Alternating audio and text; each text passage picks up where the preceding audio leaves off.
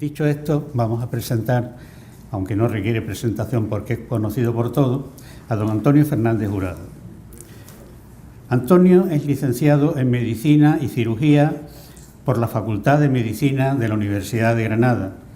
Es especialista en hematología y hemoterapia en el Hospital Juan Ramón Jiménez de Huelva. Ha sido médico residente y facultativo especialista del área, jefe del Servicio de Hematología y Hemoterapia, director de la Unidad de Gestión Clínica de Hematológica, director del área de autotrasplante de progenitores hematopoietíticos o médula ósea, experto universitario en unidades de gestión clínica, máster en gestión sanitaria y dirección médica. Es expresidente y en la actualidad consejero delegado de la Asociación Andaluza de Hematología y Hemoterapia. Es vicepresidente y coordinador del Grupo Interterritorial de la Sociedad Española de Hematología y Hemoterapia. Formó parte del Consejo de Redacción y autor de un capítulo del Libro Blanco de Hematología y Hemoterapia en España. Coordinador de la monografía Aspectos Jurídicos y Bióticos para los Hematólogos. Coautor de la Guía Española sobre trombocitonopenia inmune primaria. Elegido para la elaboración de la guía promovida por la Fundación Max Weber. Coautor del libro La sanidad andaluza en el año 2000. A instancias del Defensor del Pueblo Andaluz, promovida por la Fundación PREMAC.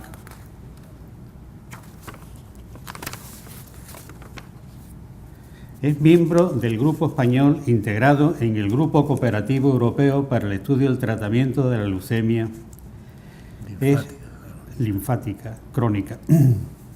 Homenaje nacional en Santiago Compostela como reconocimiento a la trayectoria y labor desarrollada en favor de la hematología española en el año 2016. Ha sido diputado por Huelva en el Parlamento de Andalucía en la legislatura comprendida entre el año 86 y el 90. Es miembro de la directiva del Colegio Oficial de Médicos de Huelva desde el año 95 al 2003. Es un contertulio de mil cosas, para no relacionar cada una de ellas, y 25 años de permanencia semanal en Huelva Información con la columna La Firma.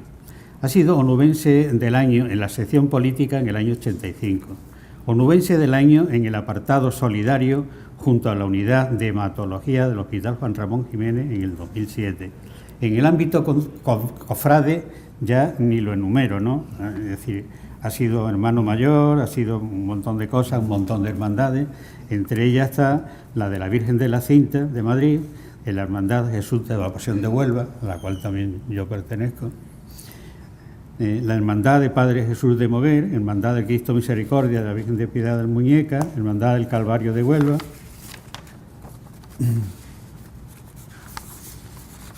Y por último, también nos pone en su currículum que es vicepresidente del Consejo de Hermandades de Cofradía de Huelva y pregones y exaltaciones en más de 100 casos, con lo cual es una persona plenamente integrada tanto en el mundo cultural como en el mundo de las hermandades, en el rocío y digamos, cualquier movimiento que sea auténticamente onubense. Por eso la conferencia le ha dado el título Huelva, qué dolor tierra mía, ¿no? Y tiene la palabra don Antonio, que nos deleitará con su maravillosa oratoria que despliega con una facilidad asombrosa. Muy bien, muchas gracias, Manolo. Yo me quedo asustado y me quedo también un poco triste, ¿no? Porque cuando te cuentan un currículum te das cuenta de muchas cosas que has hecho, pero me da tristeza es que precisamente las cuestiones profesionales son las que ahora, en este momento, ya empiezan a ser un capítulo final de mi vida, ¿no? Pero bueno, uno está ya en la edad esa de jubilación, pero jubilación de júbilo, no de pesares, aunque la nostalgia te haga pensar en otras cosas, ¿no?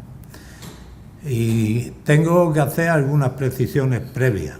La primera, agradecerle a Manolo la delicadeza de invitarme a un foro como este, que tanta significación afectiva, sentimental y paternal tiene para él, porque si las cosas de la vida fueran de otra manera, probablemente este foro no existiría, y seguramente si existiera sería para que su hijo nos diera lecciones a los demás de todo su saber y de todos sus conocimientos. Por tanto, el motivo de agradecimiento tiene no solo las raíces de la amistad, sino de la admiración en lo que significa el afecto paternal en el recuerdo hacia el hijo. Después, me gustaría que a lo largo de mi charla voy a hacer referencia a los políticos especialmente. Y cuando yo hable de políticos, que nadie lo entienda como una crítica despiadada, porque como se ha dicho en el currículum, yo fui político. Y cuando yo hablo de los políticos, me integro dentro de los políticos, aunque haga ya casi 30 años que lo dejé. Pero la vocación política y el olfato político no se suele perder, y por tanto yo, cuando se habla mal de los políticos, me siento afectado, y cuando yo hablo mal me estoy integrando yo mismo entre esa perfil malvado, entre comillas, que a veces los ciudadanos dedicamos a los políticos. Mi charla de hoy, como sabéis, tiene el nombre de un fandango, y tiene el nombre de un fandango porque para mí hubiera sido mucho más fácil y más cómodo hablar aquí de autotrasplante de progenitores hematopoyéticos. Me sentiría mucho más cómodo, ¿no? O hablar de otras cuestiones del ámbito de mi vida cotidiana. Sin embargo, he elegido este tema porque quiero hablar de Huelva desde la visión del ciudadano de a pie, de los que estamos aquí, de los que nos alegramos, sufrimos y padecemos con los problemas de nuestra tierra. Y ya por el título se puede deducir que cuando hablo de dolor de tierra mía, quiere decir que no estoy contento. Y no estoy contento porque lo que se quiere duele cuando no funciona. Lo que no duele nunca es la indiferencia. Por tanto, si uno tiene dolor de su tierra es porque verdaderamente la quiere y le gustaría que fuera mucho mejor de lo que es, porque creo que ha habido a lo largo de los años que yo conozco Huelva, pues posibilidades de mejora. Y por último, decir que esta charla es, como digo, de tú a tú, más que una conferencia, una charla, es una conversación conmigo mismo hacia vosotros, porque no tengo ni la erudición ni el conocimiento técnico de algunas cuestiones. Ya he aludido a que podía ser más cómodo para mí hablar de temas sanitarios, como muchos de los antecesores que han pasado por aquí, ¿no? Donde he visto y he tenido la oportunidad de escuchar a algunos de ellos, compañeros médicos también, con conferencias realmente magistrales, ¿no? Y que han dado pie luego a conversaciones muy interesantes. Por tanto, dicho eso, no hago más introducción salvo una. Y es que parece que ha habido una especie, como dijo en su día una significada política, que se iba a producir una conjunción planetaria porque iban a coincidir el nuevo presidente de los Estados Unidos con el nuevo presidente por entonces de España, Obama y Rodríguez Zapatero. Bueno, pues yo hoy este acto de aquí, esta charla que le pusimos el nombre en noviembre, lo digo para aclararlo, se produce una conjunción planetaria también, aunque sea un poco exagerado. Hace una hora tenemos nuevo presidente del gobierno andaluz, y esta mañana se ha reunido el pleno del ayuntamiento para preparar una movilización ciudadana en relación a las infraestructuras. Por lo tanto, se une el tema que yo quiero hablar con los hechos del presente en nuestra ciudad, en nuestra tierra y en nuestra comunidad. No esperen una visión objetiva de las cosas. porque nadie es objetivo. Decía don José Bergamín: yo soy sujeto y por lo tanto nací sujeto y por tanto soy subjetivo. Si fuera objetivo, habría nacido objeto. Por tanto, todo lo que yo diga aquí son opiniones personales de las cuales me hago responsable, obviamente, y que como tales gozan de la subjetividad pertinente del propio ponente o expositor de las ideas. Y desde luego, desde un profundo criterio sentimental, ¿no? Un criterio sentimental y subjetivo creo que son compatibles, porque sería una frivolidad por mi parte, y he hablado de los antecesores en esta tribuna, sería una frivolidad por mi parte profundizar en algunas cuestiones de las que vamos a tocar, en las que precisamente en esta sala hay gente que sabe infinitamente más que yo de ello, y por tanto yo no quiero creer en esa frivolidad. Voy a hablar, como digo, desde el sentimiento y la subjetividad, porque yo recuerdo la Huelva de mi infancia, que era una ciudad humilde, recoleta, sencilla, muy familiar, de casas blancas, algunas aisladas con azulejos de una gran singularidad que no son habituales en otras ciudades y provincias de España. Y fijaros si era sencilla y tranquila Huelva, que en determinados sitios, cuando se llamaba a las puertas de una casa, de un domicilio, en el que resulta que la puerta estaba previamente abierta, porque se vivía con las puertas abiertas, llamaba y decían desde dentro: ¿quién es? Y contestábamos: paz. En otra había una cuerdecita con la que tiraba desde fuera y se abría el pestillo. Y esto da prueba de una ciudad tan familiar, tan cercana y tan tranquila, que precisamente eso hacía que tuviéramos todos una ciudad en la que los personajes singulares nos atraían de pequeños, y puedo citar algunos de ellos, ¿no? Puedo citar algunos de ellos, como era el Nini, Arturito, el Tirantiti, el Maíno, y esto para los chiquillos era una delicia encontrarte con ellos, ¿no? Y a veces éramos hasta crueles, pero era la clásica vida de un lugar pequeño donde nos despertaban de la siesta obligatoria que los padres nos planteaban, con pregones de caballa y sardinas de galeón, y luego con pregones de biznagas de jazmines pinchadas en las hojas de pita, mientras en las distintas plazas de la ciudad pues había tertulias de los señores en el verano, y en el invierno pues era el círculo mercantil, el comercial, y esto donde nuestros padres, nuestras personas mayores, pontificaban sobre lo que la actualidad del momento predicaba, y nosotros pues jugábamos, unos en la Plaza de las Monjas, otros en San Pedro, otros en la Plaza de la Soledad, en la Plaza Niña o en la Plaza de la Merced. Y jugábamos curiosamente a todo tipo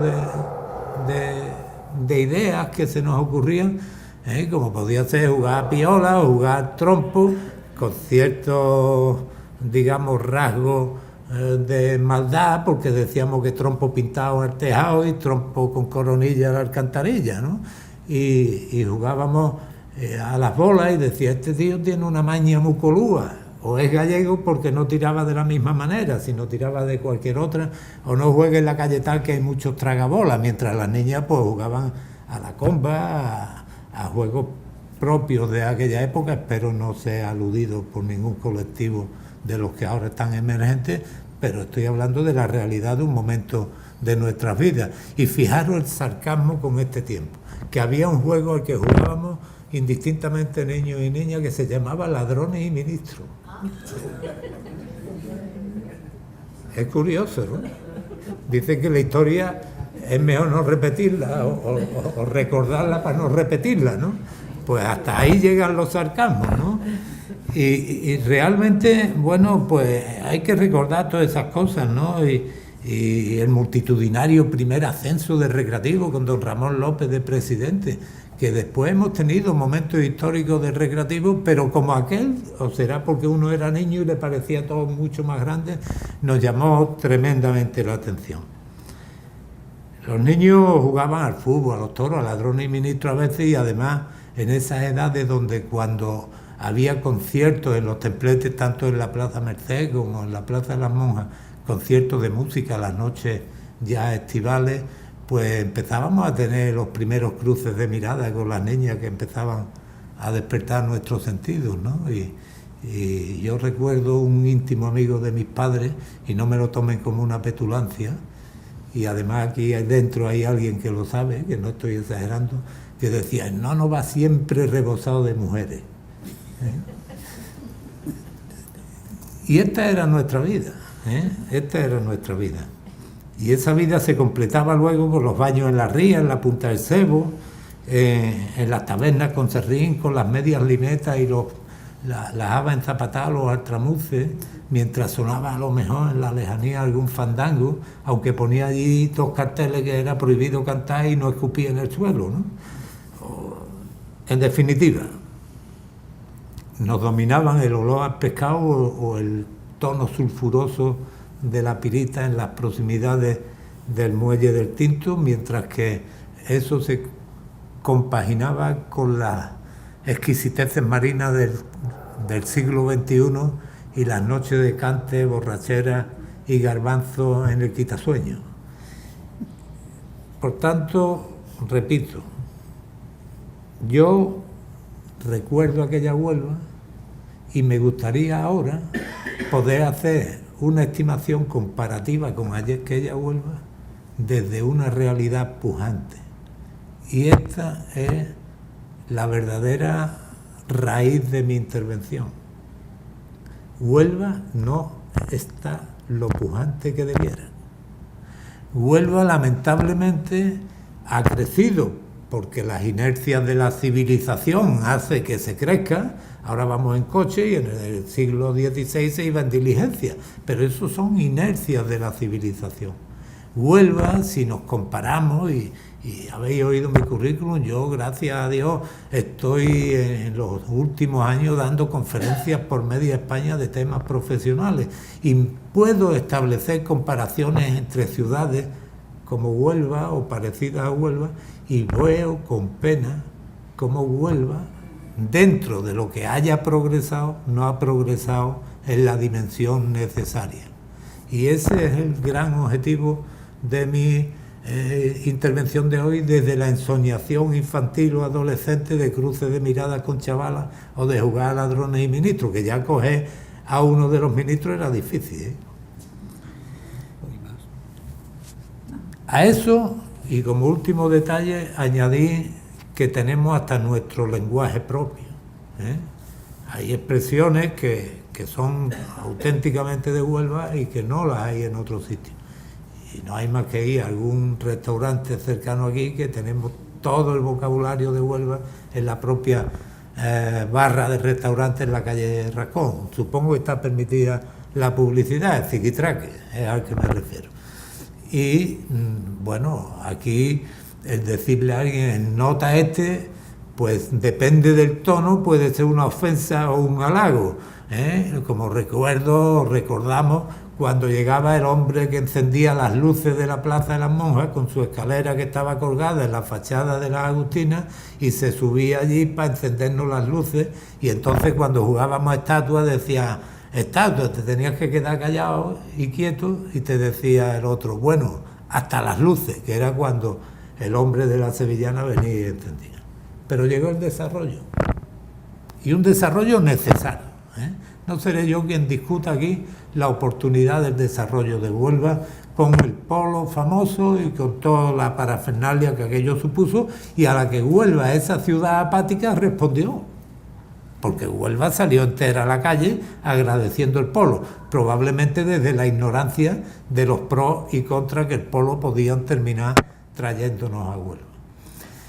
Y entonces la ciudad pues comenzó a crecer, pero curiosamente se produjo un fenómeno, digamos, contradictorio. Huelva crecía con inmigración de los pueblos de la provincia, pero decrecía por la emigración hacia Centro Europa. Aquello poco a poco se fue equilibrando, la población aumentó, el urbanismo de la ciudad se transformó. Por eso digo que hay cosas que no me atrevo a profundizar, porque hay quien sabe infinitamente más que yo de todo esto. Se empezaron a tener mejores transportes, mejores servicios y demás. Llegaron muchos técnicos foráneos, mientras la mano de obra era onubense. Y esto de los técnicos foráneos pone encima de la mesa uno de los parámetros que a mí más me chocan de Huelva.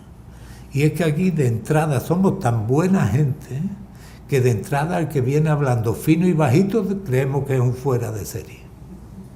Digo, vaya tela, nota cómo habla. Monta una inmobiliaria, por poner un ejemplo, a los 9 meses ha estafado a 40 de Huelva y entonces ya no es un nota, es un hijo de su madre. Pero de entrada a todo el que habla fino y bajito le damos la razón. Somos tan sencillos y tan cercanos que le damos la razón, y luego el tiempo va poniendo a cada cual en su sitio. Bueno, pues estos técnicos foráneos venían hablando fino y bajito, muchos de ellos eran personas de currículum y carrera profesional brillantísimas y que aportaron a Huelva aquello para lo que venía, la creación de un entramado industrial, que la ciudad creciera, pero no llegamos nunca a calibrar la repercusión que podía tener en la balanza de riesgo-beneficio ese polo, ese tipo de industria, y sobre todo algo que es lo que nos ha venido pasando factura definitivamente durante tantos años. Y aquí a mi derecha tengo a alguien que entiende de eso. Y es que hicimos una gran industria productiva, pero no fuimos capaces de prever el que la gestión, la comercialización de los productos industriales de ese polo de desarrollo se pudieran procesar también en Huelva, con lo cual seguiríamos creciendo, generando puestos de trabajo, generando riqueza. Y no que decimos, es que la fábrica tal fabrica los cascos de la Fórmula 1. Y decimos, bueno, ¿y eso por qué no? La industria auxiliar de eso se montó aquí y no tener que volver a mandar nuestros productos hacia afuera, y la generación de las plusvalías de esas industrias en suelo urbanos de la provincia de Huelva tampoco se quedaban en nuestra ciudad. Bien, pero Huelva no podía quedarse como estaba. La pesca, tanto artesanal como de cualquier índole, la agricultura, estaban yendo bajo mínimo y Huelva necesitaba un impulso. Sin embargo, cuando estábamos en pleno auge de ese impulso, probablemente ya intuyendo algunos de los déficits que eso nos producía, apareció la transición política.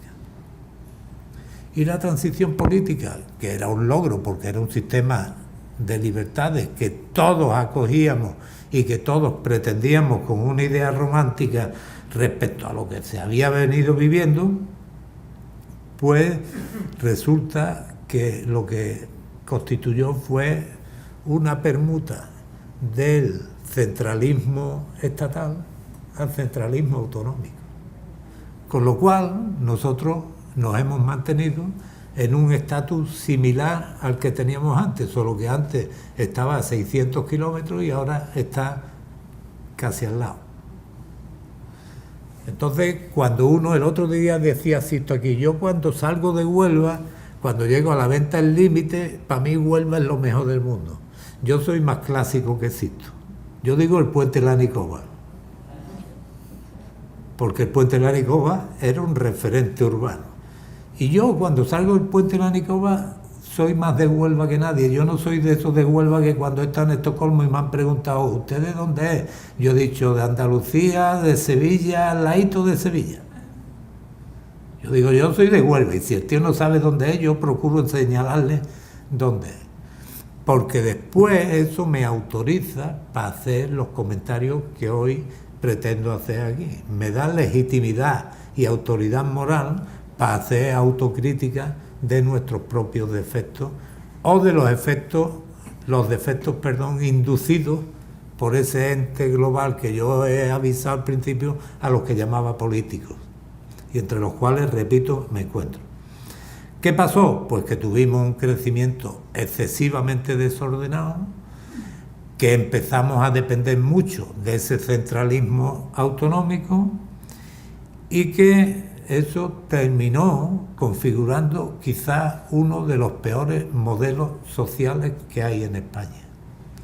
Porque yo oigo en los telediarios y en los informativos decir, la gente de Teruel dice, Teruel existe, pero es que yo no veo en ningún informativo hablar de Huelva, nada más que para cosas trágicas o complicadas, o de contaminación, o de dramas familiares, o de explotación de trabajadores, ¿no? Por tanto, tenemos una ciudad afable en la infancia, una ciudad con ansias y necesidad de desarrollo, que empieza a rondar un poco la anarquía en ese desarrollo porque no está realmente bien estructurado y planificado, y cuando alguien levantaba la voz automáticamente se le descalificaba, y no necesito señalar,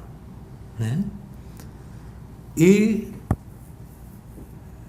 las ilusiones, por decirlo de alguna manera, las expectativas del nuevo sistema democrático empiezan poco a poco a irse rebajando. Y de eso puede hablar Manolo, que formó parte de la primera corporación municipal. Y este debate que tenemos ahora en el mundo político sobre la lista más votada parece que es de hoy. Ya entonces no gobernó Huelva la lista más votada. ¿O no? Sí. Por tanto, ciñámonos a la realidad de la situación que vivimos. Y esa situación dice que somos una ciudad. Y esto decirlo aquí delante de insignes arquitectos hay que tener mucha cara, pero no tengo más remedio que hacerlo. Una ciudad desestructurada, con núcleos de población muy alejados unos de otros, con unos costes de mantenimiento estructural absolutamente desquiciados y con una serie de barrios no integrados en el ensamblaje de lo que es el propio sentido urbanístico de la ciudad y con un tremendo hándicap. Y es que la ciudad los fines de semana se despoblaba en esas barriadas porque las personas que allí vivían se iban a pasar el fin de semana a su pueblo.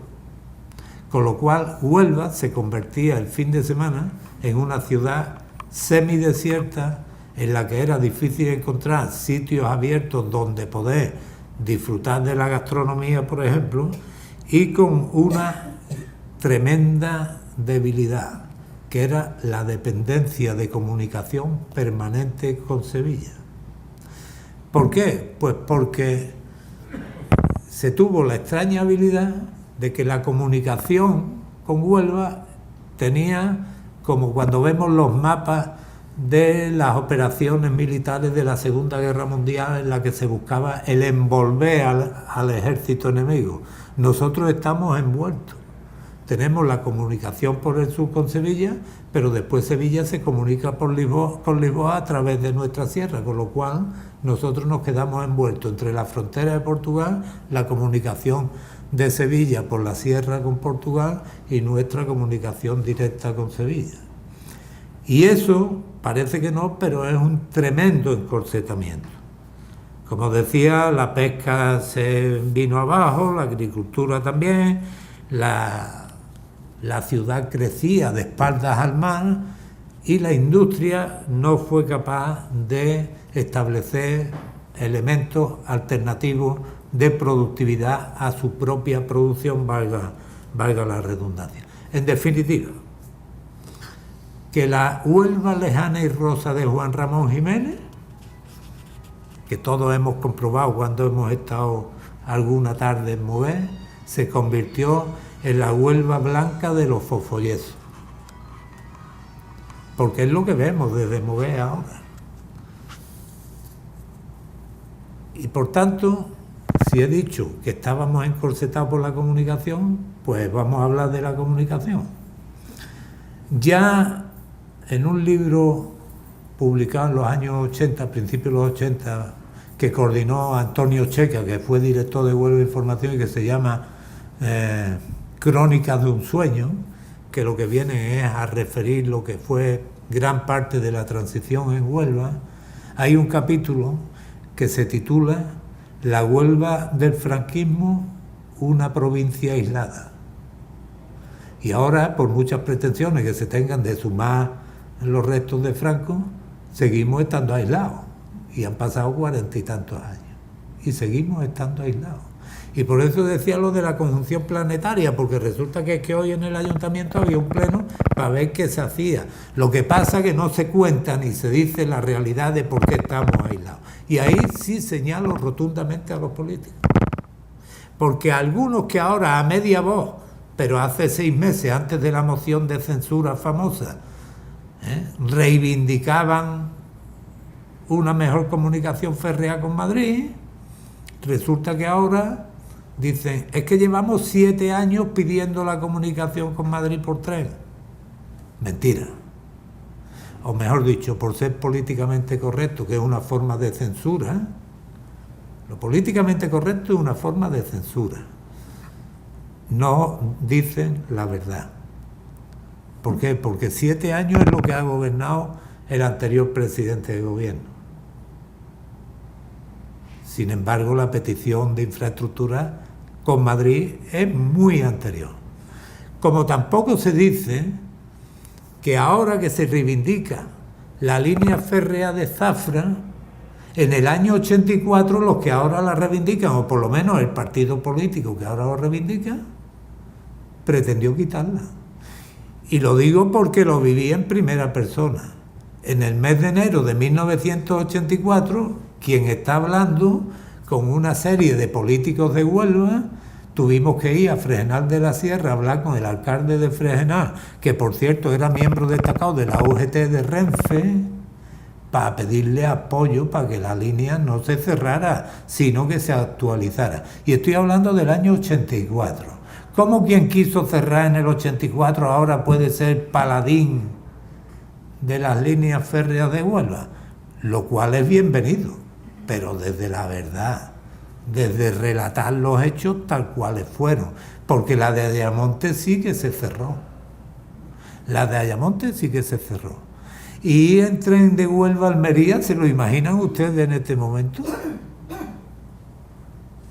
Porque yo me echo a temblar. Yo hice la mili en Almería, y yo me echo a temblar. Por tanto, si hablamos del ferrocarril, que es lo que en este momento tiene máxima vigencia de actualidad, resulta que Huelva, después de Mataró, fue la pionera en ferrocarril en España con el tema minero. Y ahora estamos, pues, a 200 años luz de Mataró. Porque curiosamente, y esto lo dijo con mucha razón Felipe González, cuando se inauguró el AVE a Sevilla, en Cataluña protestaron. Y Felipe González dijo, es que yo sé que tarde o temprano el AVE llegará a Cataluña, pero si no lo ponemos ahora a Sevilla no se pondrá nunca. Y llevaba toda la razón, porque ahora Cataluña está todas sus provincias comunicadas por AVE. Y Huelva, siendo después de Mataró la más antigua, pues imaginaros cómo está. Porque yo no quiero ni pensar que se diría, y esto sí que hay que echarlo en cara a los onubenses, y yo entre ellos, lógicamente. ¿Qué se diría si la maqueta de estación del AVE de Santiago Calatrava la hubiera presentado mi primo? Por no señalar ninguna fuerza política. ¿Qué se estaría diciendo por el apeadero que nos han puesto? ¿Se ha enterado alguien, y ahora lo tengo que nombrar, de que Alfonso Aramburu lleva años diciendo, y yo lo comparto, que el AVE no llegará jamás a Huelva? Pues que dejen de hablarnos del AVE. Señores políticos, no hablen del AVE. Hablen de lo que Huelva necesita, que es alta velocidad. No es lo mismo que el AVE. Una línea férrea que no sea del oeste, porque el trazado y el ancho de vía es de las películas del oeste. Y en definitiva, contemos la verdad de la infraestructura ferroviaria de Huelva.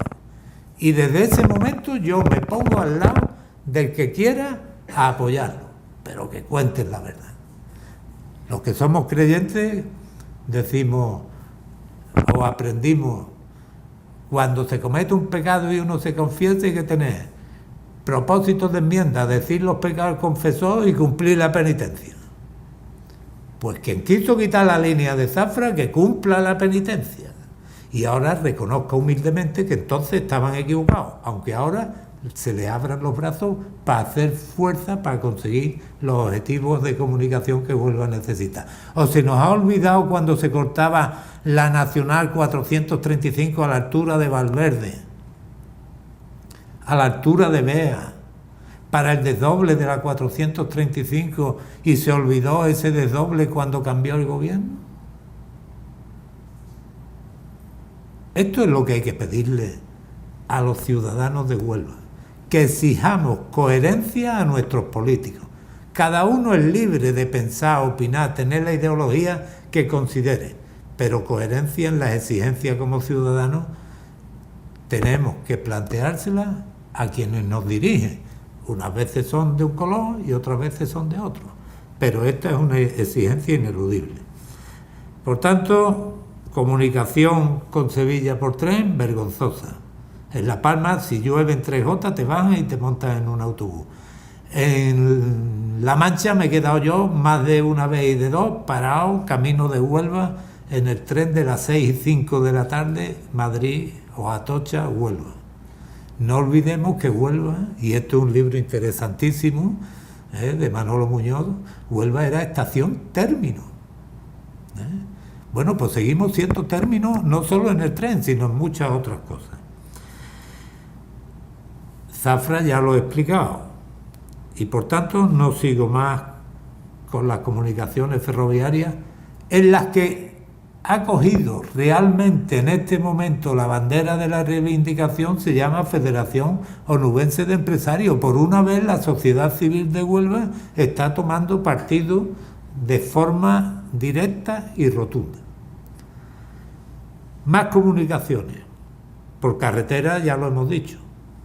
A Sevilla, y si tienes que ir, como yo que habitualmente voy a Granada, porque mi mujer es granadina, pues tengo que ir a las 4 de la mañana, porque si no pierdo casi el mismo tiempo que llegar de Sevilla a Granada en el puente del Centenario.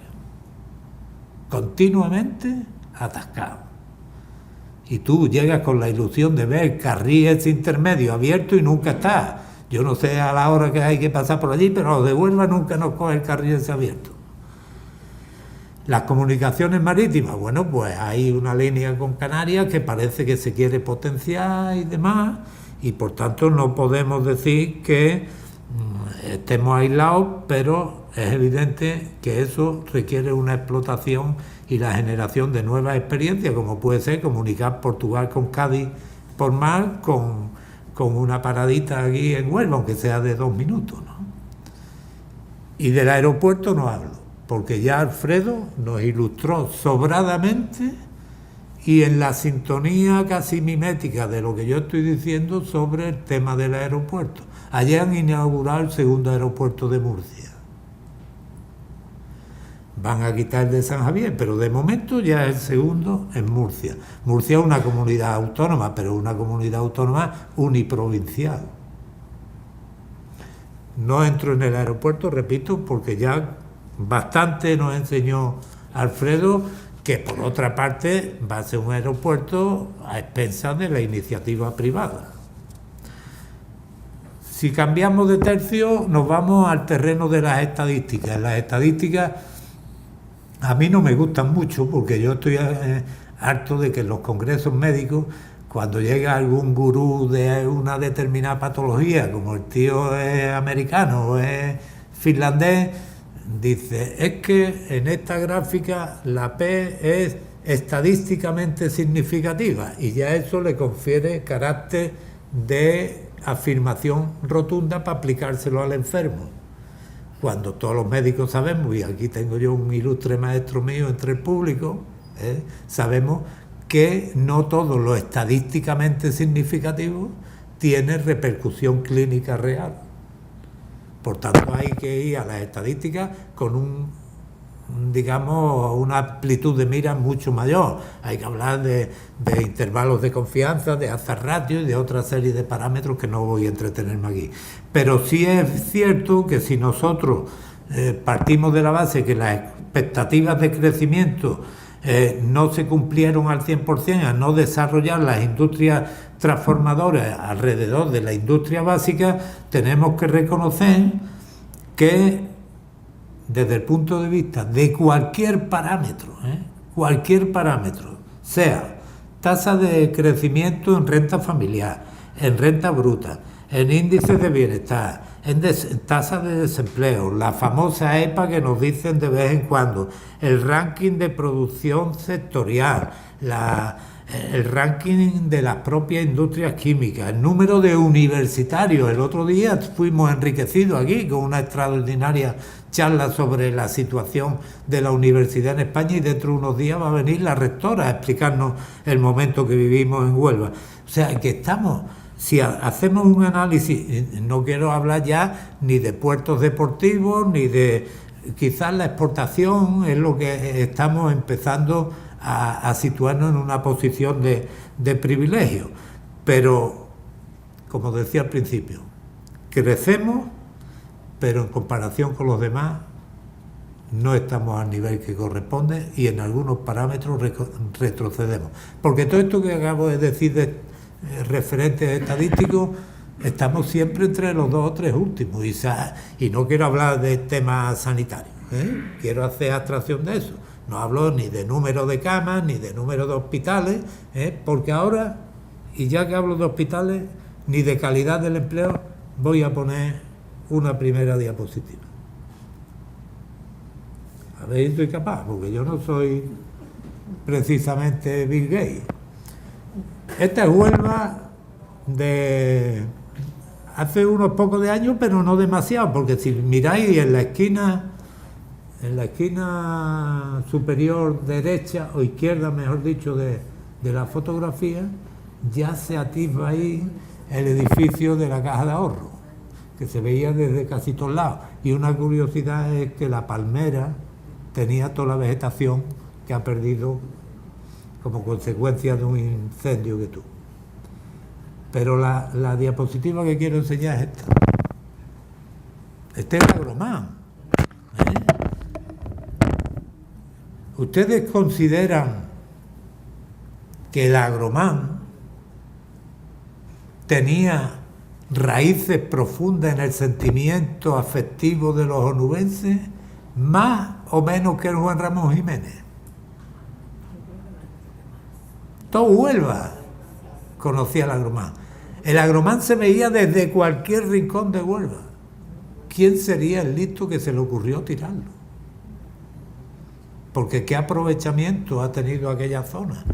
Tiene un aprovechamiento vecinal, pero un edificio de esta índole, con las capacidades que tiene, para cambiarlo por un hospital moderno en el diseño, pero pequeño el día antes que se inauguró. Curiosamente, la empresa que lo construyó entregó la obra y presentó suspensión de pago. Por eso digo que no quiero entrar en el análisis sanitario de Huelva, porque desde que se hizo este hospital y luego la Diputación hizo el Infanta Elena, que no lo hizo nadie, sino la Diputación, y luego se transfirió por las competencias sanitarias a la Junta de Andalucía, ¿me pueden decir cuántos hospitales nuevos hay en Huelva? Y el Agromán se inauguró en el año 50 y poco. ¿Dónde está nuestro crecimiento? ¿Dónde está la mejora del bienestar de los onubenses? El hospital nuevo es precioso. Bueno, nuevo, ya ha cumplido 25 años. Curiosamente, el primer enfermo de hematología que entró en ese hospital lo hizo en el Día de los Inocentes, que era el día que se inauguraron los hospitales. No sé si era un designio, pero era el Día de los Inocentes. Entonces, cuando uno analiza estos pequeños detalles, aunque sean memorísticamente, pues lógicamente se siente decepcionado, porque este era el otro hospital que había en Huelva, ahora aprovechado al menos como facultad, ¿no? Y vemos un taxi que por la pinta parecía, podía ser hasta casi portugués, por los dos colores, ¿no? Pero entonces los taxis en Huelva tenían ese formato. Esto es una demostración de lo que decíamos antes. El urbanismo, cuando alguien levantaba la voz, se criticaba, pero se desarrolló de forma poco lógica. Y lo que se presume ahora como línea de entrada a Huelva por toda la avenida Andalucía resulta que es precisamente del arquitecto del equipo municipal de aquella época, de Alejandro Herrero. Y esto demuestra que Huelva estaba desestructurada, porque se acababa prácticamente en el punto y para llegar hasta la Isla Chica, posteriormente la Huerta Mena y el barrio obrero estaba allí por razones históricas, salvo que fuéramos al fútbol, al velódromo, Huelva estaba cada uno por su extremo. Esto lo vemos ahora mismo y podía ser una calle de Bangladesh, de Nueva Delhi o de donde queramos. Pero era nuestra realidad. Y ahí es donde este señor sorteaba las muñecas, el Nini. Y Arturito bajaba la cuesta al instituto con su barra, que todos los niños nos daban miedo y decían, ese viene de La Morana. Y Arturito jamás molestó a ni un solo ciudadano de Huelva. Al revés, acabamos todo el mundo teniéndole respeto imponente, como el Pillallo. La avenida de Portugal, donde se cogían las camionetas, por eso hablo del lenguaje propio de Huelva. Camioneta no se dice en todos lados, como tampoco se dice canoa, para ir a Punta Umbría. Y aquí cuando te querías quedar con uno le decías, oye, te viene conmigo, y decía, ¿dónde? A empujar la canoa. Camioneta es propio nuestro. Y enseño estas cosas porque, bueno, nos producen nostalgia y decimos, bueno, es que viendo esta foto nosotros éramos tercermundistas, pero es que en el siglo XXI, con una modernidad y con un avance muy superior al de aquella época, yo no voy a decir que estemos en el tercer mundo, pero no estamos totalmente integrados dentro del primero. A ver si doy con la tecla. Esta era la calle Palacio, en esta época probablemente fuera todavía Palacio, después fue Calvo Sotelo, no lo olvidemos. Y ahora es Palacio, donde el Banco Santander ha tenido la extraordinaria idea de quitar la sucursal que tenía en la esquina y llevarla al Quinto Pino y ponerla a 50 metros de la otra que tiene en la calle Marina, pero bueno. La farola de la iglesia de la Concepción, la Plaza de las Monjas, donde jugábamos a ladrones y ministros, esto no se os olvide. Y esta foto es curiosísima, porque a ver si soy capaz, ya digo que yo no soy Bill Gates, pero de ampliarla un poquito, porque no soy capaz de ampliarla, pero ahora. Esto es en una fiesta en los maristas. Ustedes verán un baturro que le falta el pañuelo aquí en la frente, que soy yo, pero si miran al centro de la foto verán un personaje que ya dominaba los cantes por minera. Los cantes por minera son muy típicos en La Unión, en Murcia. ¿Ustedes no reconocen a ese personaje que tiene cara de cantao? Es que no sé ampliarlo más y además se difuminaría. ¿A ti no te suena la cara? ¿Qué me parece a mí? Se parece un poco a ti, ¿no? Es Manolo Flores, el que parece cantao. Pero esta era la Huelva de los niños. Y esto yo casi sería capaz de hacer una apuesta, no con todos, porque sé que más de uno lo sabe. ¿Esto qué era?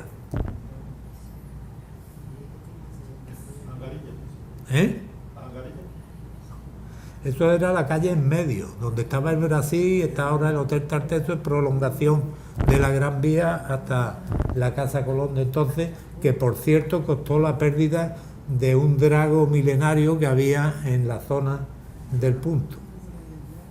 Esta era la Huelva nuestra de la infancia y que yo profundamente me alegro de haber vivido en ella, en la esquina de Mascaró, donde ahora está la entidad que patrocina este lugar y el Banco Hispano enfrente, el Colegio Francés. Aquí hay alguna personas presentes que estudiaron en ese colegio francés. Curiosamente, este primer plano es el pabellón de las niñas, ¿eh? Vamos, yo digo, pero yo estaba en los Maristas y estaba pendiente de las niñas del colegio francés. Los gordos. Y al lado verán el Plus Ultra, que era la camioneta que llevaba a la Punta del Cebo para los baños, donde, por cierto, ¿se imaginan ustedes lo que es alquilar bañadores hoy día? Pero entonces se alquilaban bañadores, además de lana, que con la arena no vea la que formaban los bañadores de lana en la ingle, ¿no? Bueno, pues este Plus Ultra no tenía cristales en las ventanillas y además tenía las ruedas macizas. Sí. 913. Este como lo he aumentado de tamaño, lo tengo que los rebajar. bomberos, sí. Ese también tenía las ruedas macizas. Lo tengo que rebajar un poquito. Ahí. Pero esta foto ya es un poquito más moderna, porque ahí estaba el autobús, el coche de bomberos que ponía en el motor, ponía de Dion Butón, y la matrícula era H221. Cuando Federico Molina fue alcalde de Huelva, los quitó y puso estos Pegasos que ya eran un alarde de modernidad, ¿eh? Ese era un principio de nuestro progreso.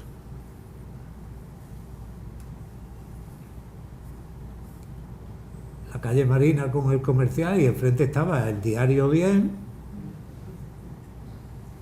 Y esto es la parte derecha o izquierda, si está ustedes, el velódromo, que tenía de marcador una gaseosa, una estructura que simulaba una gaseosa Onuba, espumoso Onuba, y lo que ahora es la fuente de los bomberos, que es el cementerio antiguo de San Sebastián. Esto era el edificio de los sindicatos, que actualmente el Colegio de las Esclavas, lógicamente, es muy reformado. Y esto es un elemento que pensaba tratar al final, pero ya que he cambiado todo mi orden y he puesto la diapositiva, es uno de los argumentos en los cuales yo planteo que Huelva no es apática. El 3 de marzo, ¿no? Exacto. Estamos siempre diciendo, es que Huelva es muy apática, es que Huelva es abúlica. No, a Huelva lo que le faltan son líderes. Cuando ha habido liderazgo en un movimiento ciudadano o en una reivindicación ciudadana, ahí tienen, el 3 de marzo. Y pedíamos 3 facultades, ¿eh? No nos confundamos, volvamos a leer la historia. Y yo ahora voy a exponer mi propia opinión sobre este tema del 3 de marzo. Mi propia opinión, porque lo viví en primera persona, la primera iniciativa parlamentaria, el primer proyecto de ley que se planteó, no de ley, que se planteó sobre las 3 facultades, lo planteé yo en el Parlamento de Andalucía. Y fue el día que debutó nuestro entonces alcalde y aquel día presidente del Parlamento andaluz, José Antonio Marín Rite, debutaba como presidente.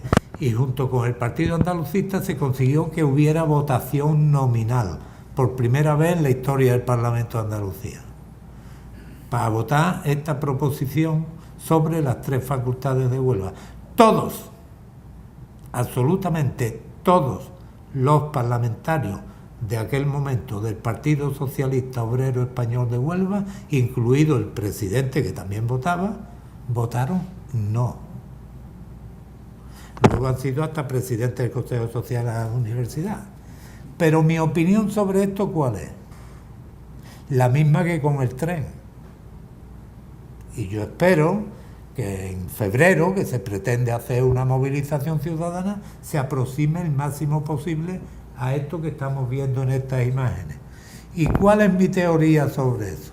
Porque resulta muy extraño que en el año 88 se nieguen 3 facultades de forma rotunda, y no voy a revelar lo que en el Parlamento andaluz de entonces, no era el de ahora, estaba en la iglesia de San Hermenegildo, en la Gavidia en Sevilla, entre la tribuna del orador y el Consejo de Gobierno había la misma distancia que de aquí a la primera fila.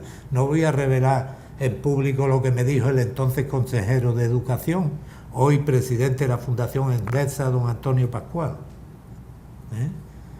Y no lo revelo no por nada, sino porque ya se ha aprobado para Huelva y eso yo espero que alguno de ustedes pueda verlo. Yo desde luego seguro que no lo veo, que es una facultad de medicina para Huelva. Eso no tiene sentido y además de no tener sentido, yo creo que no se va a ejecutar nunca, pero está aprobado. Entonces, a lo que voy, es muy extraño que en el año 88, 3 de marzo, se niegue 3 facultades y 4 años después se nos dé una universidad completa e independiente. Aquí hay políticos en la sala y yo me he declarado como político y no renuncio a reconocer que no me falla el olfato político muchas veces, aunque resulte petulante. ¿Qué sucedía? Pues que si estas facultades se conceden, lo ha conseguido el pueblo de Huelva. Si yo me espero, acaba la legislatura, que quedaba año y pico, y yo creo la Universidad de Huelva, la Universidad de Huelva la ha hecho mi partido político. Y eso, lamentablemente, es una de las grandes servidumbres de esta ciudad. Que los políticos, o algunos políticos, perdonen que cualquier generalización está sujeta a errores, pero pensamos más en repetir en un puesto de garantía en las listas electorales, en no ser incómodo al líder del partido, no vaya a ser que no me coloque en el puesto oportuno. Yo de esto puedo sacar pecho, porque yo me enfrenté con el presidente del partido en el que yo militaba. Por eso sigo siendo médico, entre otras cosas. Quiero decir que había una estrategia trazada. Si esto se consigue, ha sido el pueblo de Huelva. De la otra manera, soy yo y al final, lo dicho, presidente del Consejo Social, medalla de oro de la universidad y todo lo que queramos. Esta es mi opinión. Quien tenga datos para tirármela abajo, que venga y me lo demuestre. Pero estábamos en las estadísticas y en los temas económicos. El Consejo Económico Social de Huelva, de la provincia de Huelva, y esto Manolo también lo conoce, lleva años, desde que se fundó como tal a nivel provincial, que fue en el año 2013, creo que fue, repitiendo sistemáticamente los problemas de empleo, de falta de inversiones, de estrangulamiento económico, llegó a decir el año pasado.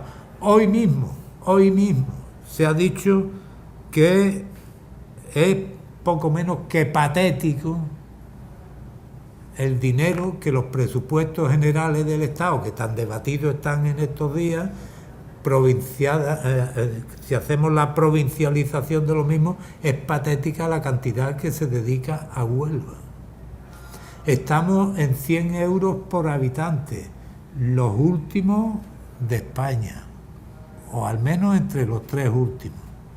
Y curiosamente, y no seré yo quien vaya en contra de eso, dentro de la miseria que se le va a dar a Huelva,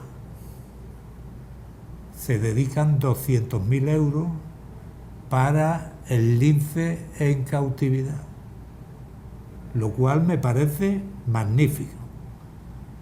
Pero vamos, aquí que hay gente que ha peleado por la carretera con Cádiz, que no la cité antes, y que podemos decir que desde el año, a ver si lo encuentro, porque lo tenía anotado, bueno, me da igual, ya en la Primera República se hacen decretos para construcción de la carretera de Cádiz. Ya en el año 30 y tanto, en la Segunda República, se hacen también decretos sobre esa comunicación.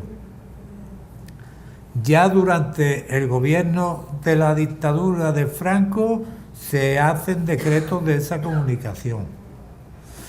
Y en la transición política, ¿cuál era el discurso para no hacer la comunicación? Las dunas vivas o las dunas movibles que van a terminar cubriendo la carretera, la comunicación o el paso del río Guadalquivir. ¿Desde cuándo no oímos hablar de esas dunas móviles? A mí me he olvidado ya, porque ahora quien manda en Doñana, ¿quién es? El lince. Y me parece bien, no lo critico, pero vamos a hacer proporcionalidad en los hechos. Y esto lo viene denunciando el Consejo Económico Social de Huelva. La inversión en infraestructura, la inversión para generación de empleo, los problemas que esa falta de infraestructura están generando en una de las principales posibilidades de riqueza de Huelva, que es el turismo, y nos lo decía aquí Alfredo. ¿Tú cómo vas a traer a un turista desde Múnich a Huelva?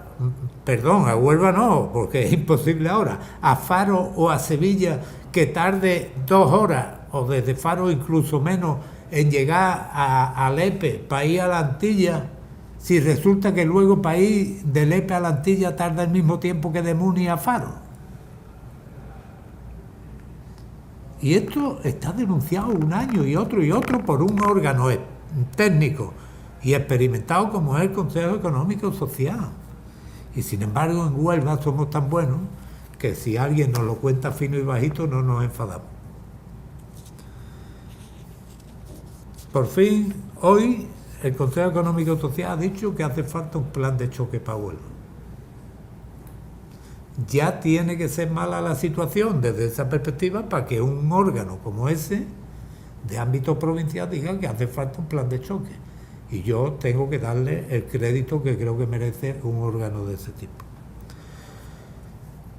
Quiero ir terminando porque podíamos estar aquí 1 mes hablando y no pararíamos. No quiero profundizar en temas culturales ni de deporte, porque son sangrantes, pero sí hay que hacer algún apunte, y lamento que se haya tenido que ir Antonio Lao. Todas las instalaciones deportivas que teníamos en Huelva hasta hace bien poco están en retroceso, cuando no cerradas o incluso derruidas. Instalaciones deportivas. De recreativo no quiero hablar. No hablo. Pero el baloncesto, primo hermano del recreativo. Y si quitamos a Carolina Marín, que se tuvo que ir a fichar por un equipo tailandés o de Indonesia o no sé dónde, es la raya en el agua, la excepción que confirma la regla. Pero ¿quién patrocina a Carolina Marín? ¿Tiene algún mecenas de Huelva? ¿Tiene algún mecenas de Andalucía? Aceites Carbonés, creo que hubo un tiempo. Por tanto, de deporte ya ni hablamos. El antiguo estadio ya vimos cómo quedó. Ha quedado allí para un proyecto que era magnífico, pero está de momento en mero proyecto. Lo más sangrante, el Festival de Cine.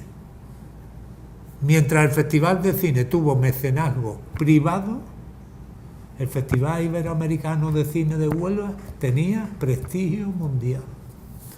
Ahora hay más gente en la caseta de las Colombinas del Festival de Cine que en los días del propio festival. ¿O es mentira lo que estoy diciendo? Yo no quiero parecer exagerado, pero creo que este dolor de tierra mía es producto precisamente de las raíces que se generaron en mí de cariño a esta tierra. De cuando yo iba a montar en bicicleta con el hermano de una presente aquí en esta sala, y nos pedían los municipales la matrícula de la bicicleta. Y no se podía ir en bicicleta por la calle Concepción. Y jugábamos al fútbol en la Plaza de las Monjas y venía un municipal de los 4 que hubiera en Huelva, no sé cuántos había, e intentábamos regatearlo, porque el policía no quería multarte, lo que quería era quitarte el balón, con lo cual no era mala política, porque los médicos necesitamos saber la etiología, el origen de la enfermedad, para poder hacer un diagnóstico adecuado y un tratamiento correcto. Pues el policía buscaba el elemento etiológico del incumplimiento de la norma, que era quitarnos el balón antes que multarnos, porque si te multaba acababa en el avellano, que era como usted decía. Repito, el deporte y la cultura siempre bajo mecenazgo. ¿Por qué se celebra este ciclo? Porque hay un señor que, por las razones que sean que ya hemos aludido, tiene inquietud por dar a conocer los problemas de Huelva. no tiene ningún apoyo más que el de la sociedad civil, entre comillas, que en Huelva está bastante amortiguada y amortecida, como es en este caso la Caja Rural. Pero el Festival de Cine es auténticamente sangrante. Y yo recuerdo que en una enmienda que hice a los presupuestos de la Junta de Andalucía en el año 89, le dedicaban al Festival de Cine de Huelva 1 millón de pesetas. La misma cantidad que dedicaban, no quiero decir a qué tipo de organizaciones.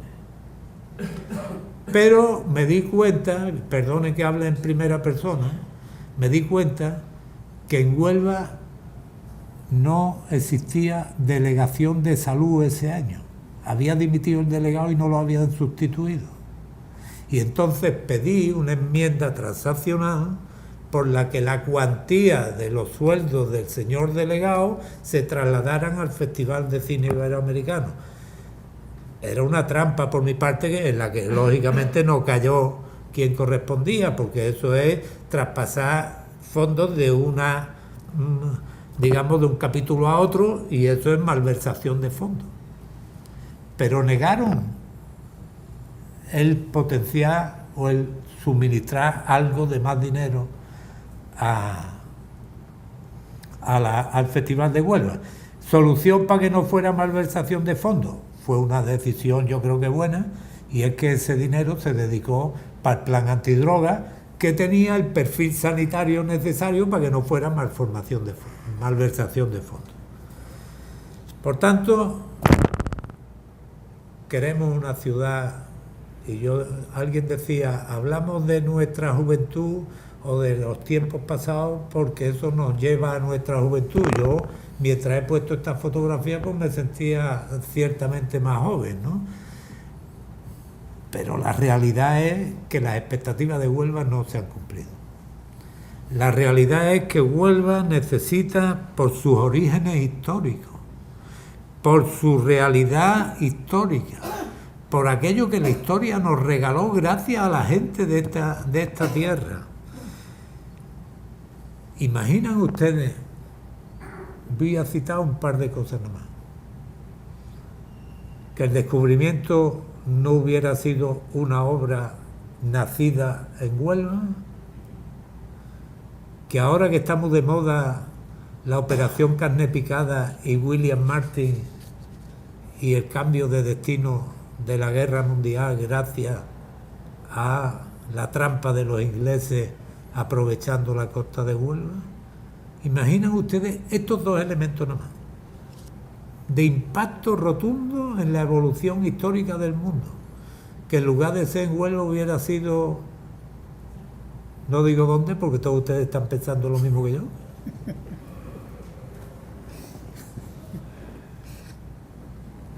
Cuando se estaba preparando la Expo 92, y debo terminar ya porque estoy alargándome mucho, la Expo 92, salió un sello de correo en el año 89 donde las 3 carabelas figuraban en el río Guadalquivir. Yo presenté una pregunta en el Parlamento exigiendo la rectificación de eso de inmediato. ¿Y saben qué me contestó el consejero de Presidencia, el señor Gaspar Zarría? Me dijo, vamos, se quedó conmigo, se quedó conmigo entre comillas. Me dijo, su señoría, porque esto se lleva mucho en el Parlamento, lo de señoría. Alguna señoría habría que decirle otra cosa, pero bueno, tiene toda la razón. Esto es un error inaceptable. Esto habrá que corregirlo. Esto es necesario que no se vuelva a repetir, porque tiene toda la razón. Pero le voy a responder con una sola pregunta a su señoría, me dijo él a mí. Yo dije, ¿qué? Me dijo, ¿cuánta gente de Huelva ha salido a la calle a protestar? Y dije, contestada la pregunta. Pues esto es lo que hay que terminar. Que porque nos hablen fino y bajito no quiere decir que tengan razón. Que tenemos muchas asignaturas pendientes. que necesitamos tener orgullo de pertenencia a Huelva, no que cuando vamos a Alicante y te dicen tú de dónde eres, tú digas yo de al lado de Sevilla. Que hay que tener orgullo de pertenencia, por eso duele Huelva, por eso me duele Huelva, porque la quiero. Si no, me daría exactamente igual. Y lo que yo pretendo hoy es que salgan ustedes de aquí compartiendo este mensaje. Nos duele Huelva porque la queremos. Y porque si profundizáramos en todos los elementos que yo he ido desgranando, sin profundizar, por supuesto, en ninguno de ellos, a Huelva nos iría mucho mejor. Y lo tenemos en la mano, ¿eh? Porque afortunadamente hoy día los gestores los elegimos nosotros. Luego en nuestro voto está la decisión de futuro de Huelva. Hablaba de conjunción planetaria al principio. Bueno, pues esa es una de las esperanzas que tenemos que tener en Huelva. Y no lo digo desde una opción partidista, válgame Dios. Lo digo desde una opción de realismo. En Huelva nos hemos ido conformando y quitando. Y hay que ser justo. La gestión que se ha hecho desde el primer día en el puerto, no olvidemos, puerto autónomo de Huelva, por los sucesivos presidentes, Huelva no ha progresado. El puerto de Huelva es el elemento más competitivo de esta ciudad. Y aún así lo criticamos, porque queremos que el puerto de Huelva sea el rey mago de la ciudad, el que nos arregle los problemas que en otras casas importantes del centro de Huelva no terminan de arreglarse. Y eso, además de injusto, no debe ser así, porque quienes están en la casa grande de esta ciudad tienen la obligación de poner el lugar de Huelva donde históricamente le corresponde, de exigir lo que continuamente se nos ha ido retardando, cuando no, utilizaré un término no demasiado agudo, hurtando. Y ya termino, de verdad que termino, porque yo me pondría a hablar de esto durante años. No nos hemos dado cuenta, que no nos hemos dado cuenta. Ya. Y me vais a permitir que lo haga de una manera... Yo tengo un nivel de sensibilidad demasiado bajo, y me emociono con mucha facilidad. No sé si eso es una ventaja o una desgracia, pero yo soy de los que piensan que los hombres, cuando lloran, lo hacen con lágrimas del alma, que suelen ser lágrimas de verdad. Y yo espero que para Huelva hoy empiece un nuevo camino, y que ese nuevo camino sea fructífero para todos los andaluces sin distinción de colores políticos, y que el 26 de mayo esta esperanza que hoy se abre se vuelva a abrir, y se vuelva a abrir con el mismo sentido de ahora, el beneficio de Huelva y de su gente. Y por eso voy a ver si soy capaz de dedicar el final de mi charla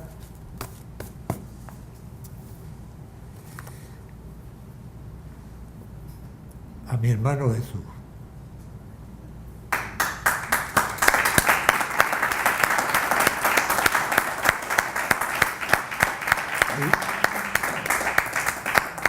Y lo voy a decir literalmente, porque lo he copiado tal cual él lo escribió en su extraordinario libro, que invito desde aquí al señor presidente de la Diputación que lo reedite, porque hay mucha gente que se quedó sin él, y que tiene por título simplemente Huelva. Y él termina el libro diciendo: ¿Huelva qué es?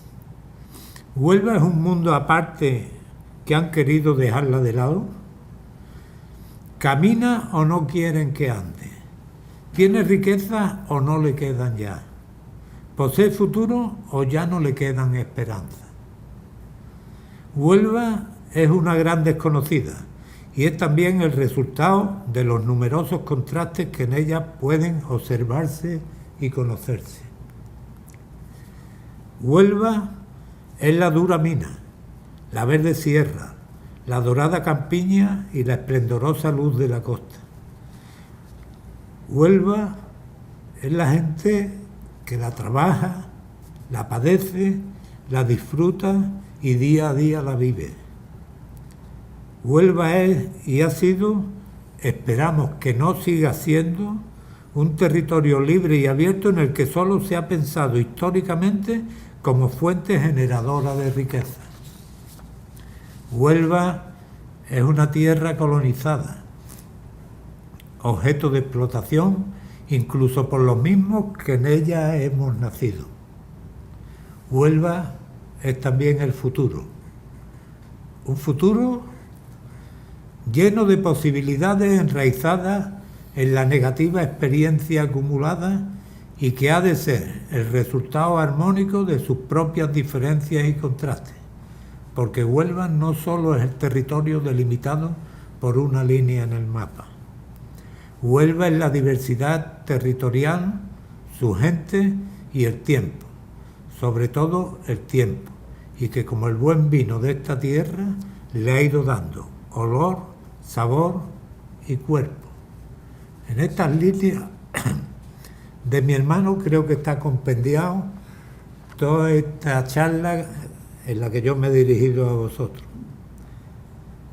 Y como decía al principio, lo elegí así hablando con Manolo porque duele lo que se ama y porque cuando en algún lugar, sea en la misma Huelva, en una noche de estas lúdicas del quitasueño o en cualquier confín del mundo donde va uno por cuestiones profesionales, lúdicas, de viajes, de turismo, de distracción o de tipo familiar, cuando uno escucha Colón, Ría, Conquero, resulta que te sale de dentro como un eco indefinible e indefinido. ¡Ay, Huelva! ¡Cuánto te quiero! Y yo recuerdo, y termino definitivamente, que en mi campaña electoral del año 86 compartí mítines con gente que está aquí, con alguna persona que está aquí, y en la que no fuimos verdaderos ganadores los dos por ser demasiado honrados y ser conscientes de que en la política se puede perder, pero se puede perder el puesto, no la dignidad. Y yo terminaba mis mítines siempre diciendo lo mismo, que es también un fandango. Empezaba con un título de fandango y ahora termino con otro fandango, que decía: Huelva tiene el corazón partido por una mala herida, que Huelva no merecía ser rincón perdido y olvido de Andalucía. Espero que a partir de hoy ese olvido desaparezca. Muchas gracias.